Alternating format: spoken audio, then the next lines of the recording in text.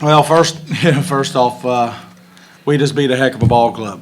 Princeton has got Mackenzie Akers, who is top-notch player in this state. You know, probably one of the top 4 or 5 AAA players, and we held her 8, 9 points under her average. She scored 17 points. It took 30 shots to do it. And, I'm real proud. I've got 3 young ladies up here that played Super Bowl games. But if there was room on this table, there was one more, Kyra Klein, that only took 2 shots for the entire game, but couldn't have played a game defensively on one of the premier players in this state. But I'm glad to be moving on. I'm glad to be facing my buddy Bo Miller tomorrow in Spring Valley. And we'll be there in the state semifinals. Question. Kevin, what does this mean for the program to first ever win in the state tournament in the program's history? What does it mean for you guys? Well, it means a lot. I've been asked this question a lot. To be one of the last 4 standing, I'm sorry for that, one of the last 4 standing in the AAA field, where the year before my first year we were 144th in the Metro Index. I've meant a lot to this program. I know I have, because I've got them to believe. But I've got some phenomenal players, some phenomenal athletes that people are now starting to learn about. Take me through about 3-minute, 30-second stretch from 20 seconds to go in the third quarter. Whenever Shayna reaches in for her 4th foul, to a period whenever Hannah sort of took the reins and helped push you all to a 12-point lead. Well, there's no doubt that Shayna's, in my mind, she's a first-team All-Stater. She may not get voted that being a sophomore, but I think she is.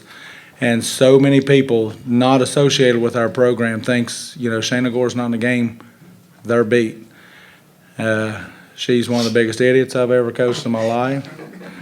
She'll tell you. She's not going to tell you what I sometimes call her. Well, that's better. But no, she's a great girl, but she's very aggressive. She gets frustrated and commits some stupid fouls. She did that twice today.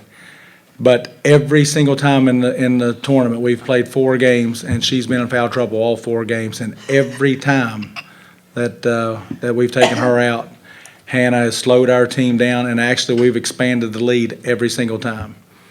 So I think tomorrow we're just going to set her and not play her. What led you all to the success you've had this year? Well, we're free and easy. I'm tough. There's no doubt about that. I'm tough.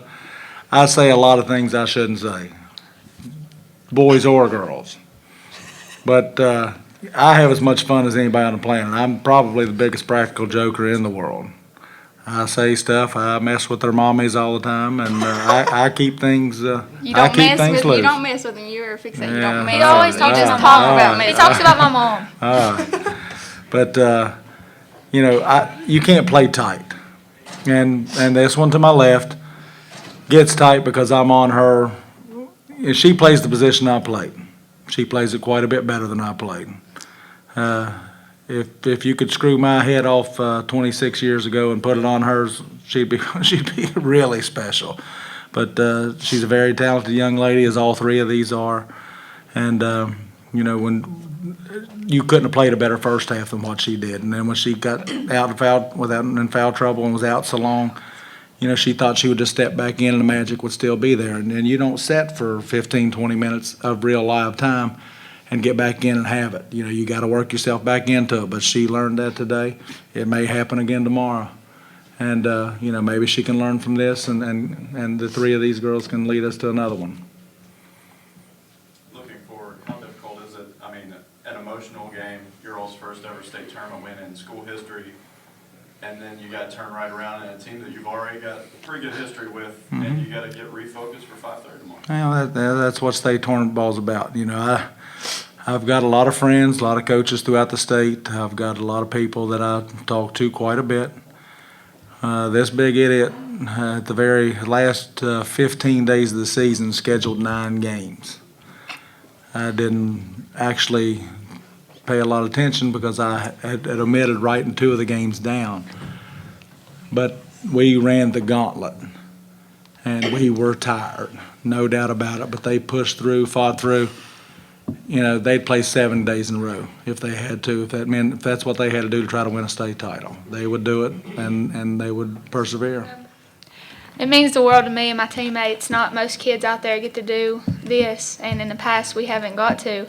And it's just an honor to be here, and we're not going to give up, and we're going to go all the way. Thanks. Shannon, you guys played Spring Valley. What do you think of them in that matchup? It's not going to be easy. The competition from here on isn't going to be easy. Spring Valley's a tough team, and we all think that they're the top team in the state, maybe. But if we play like we've been playing here lately, we'll stay right with them. Any other questions? Coach, went into halftime tied. What did you think? Well, I wrote, before the game, I wrote 4 things down. One was box out. The second thing was defensive rebound. And, you know, we shoot 57% from the floor for the game. We hold them to under 30. And in the first half, we shot 52, they shot 31, and it was tied. And I said, what you don't understand is, you know, I don't know if we can keep shooting the ball this well. But we have 16 defensive rebounds, and they're all guards, pretty much. And they have 13 offensive rebounds. I said, please look behind me and tell me what's written on the board. I said, if we don't box out, we don't go after the ball, we don't win this game. If you want to win, you have to defensive rebound. And the second, well, we're down 3 at halftime, the rebound totals, and we end up winning the rebound battle by 1 for the game. So we won the second half, and I think that's why we won the ball game.